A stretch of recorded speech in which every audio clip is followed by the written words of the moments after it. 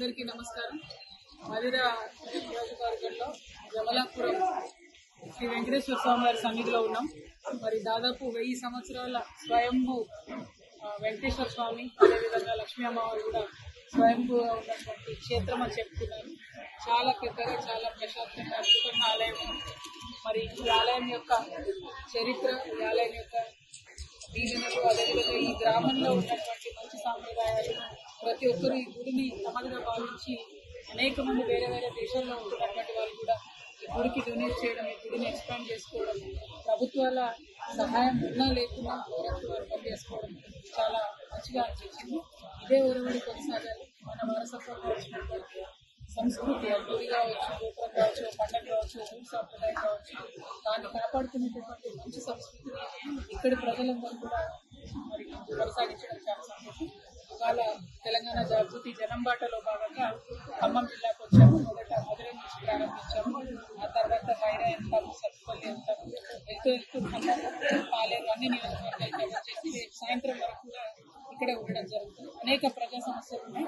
వాటి పట్ల కూడా ప్రభుత్వం యొక్క దృష్టిని ఆకర్షించేటటువంటి కార్యక్రమాలు కూడా చేపడతాం. ఇక్కడికి మరి గౌరవ పెద్దలు ఎన్టీ రామారావు గారు వచ్చారని చెప్తా ఉన్నారు, కేసీఆర్ గారు వచ్చారని చెప్తా ఉన్నారు. ఎవరు వచ్చినా రాష్ట్రానికి ఎంతో కొంత సహాయం చేసుకుంటూ వెళ్ళినటువంటి వాళ్ళు. అదేవిధంగా వాళ్ళు యావత్తు జాగృత కుటుంబ సభ్యులు అందరం కూడా వచ్చాం. మాకు కూడా భగవంతుడు అంత శక్తినిచ్చి ఖచ్చితంగా ప్రజలకు సహాయం చేసేటటువంటి శక్తిని మాకు ఇస్తాడని నమ్ముతా ఉన్నాం. సంగారెడ్డి ఎమ్మెల్యే చింతా ప్రభాకర్ కామెంట్ చేశారు మీడియా సమావేశం. హరీష్ రావు గారు విమర్శించకూడదు, పార్టీ మొత్తం పొద్దున ఖమ్మంలో ప్రెస్ మీట్ పెట్టినప్పుడు చెప్తాను. జూబ్లీహిల్స్ ఉప ఎన్నికలు జనరల్ గా ఎప్పుడు ఎవరి మీద విమర్శ వచ్చినా, నా మీద వచ్చినా, ఏ వ్యక్తి మీద విమర్శ వచ్చినా వాళ్ళంతటి వాళ్ళు ప్రజలకు చెప్తున్నారా చెప్తలేరా అని ప్రజలు కూడా గమనిస్తారు. సరే, మనకి ఇప్పుడు 100 మాగదులు ఉండొచ్చు, వారంతా మా కోసము మాట్లాడతారు, మమ్మల్ని రక్షిస్తారు అనుకుంటే నిరంతరం అది కుదరదు. ఆరోపణ మన మీద వచ్చినప్పుడు చెప్పుకోవాలి. అది ప్రజా జీవితంలో క్లీన్ కాన్షియస్నెస్, క్లియర్ మైండ్ ఉన్న వాళ్ళు చేసేటటువంటి పని. అలా కాకుండా ఇక పిల్లి మీద పెట్టి తీపిస్తాం, పిల్ల మీద పెట్టి తీపిస్తాం, వాళ్ళతో తీపిస్తాం, వీళ్ళతో తీపిస్తాం అంటే అది కూడా ప్రజలు గమనిస్తారు.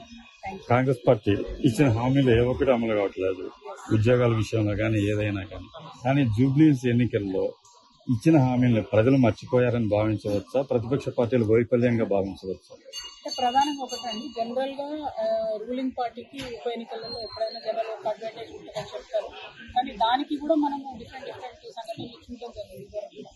ఇవాళ జూబ్లీహిల్స్ లో జరిగింది నేను అనుకోవడం అయితే, ఒక పక్క కాంగ్రెస్ పార్టీ కోపం ఉన్నప్పుడు గ్రామాల్లో మీరు ఎవరినన్నా అడగండి, ఏ ఒక్క పథకం రావట్లేదు, పెన్షన్ పెరగట్లేదు, మహిళలకు 2500 ఇస్తామన్నారు, ఇవ్వడం లేదు, వికలాంగులకు పెన్షన్ పెంచుతామన్నారు, పెన్షన్ పెంచడం లేదు, 6 గ్యారెంటీలు ఏ ఒక్కటి అమలు అవ్వడం లేదు.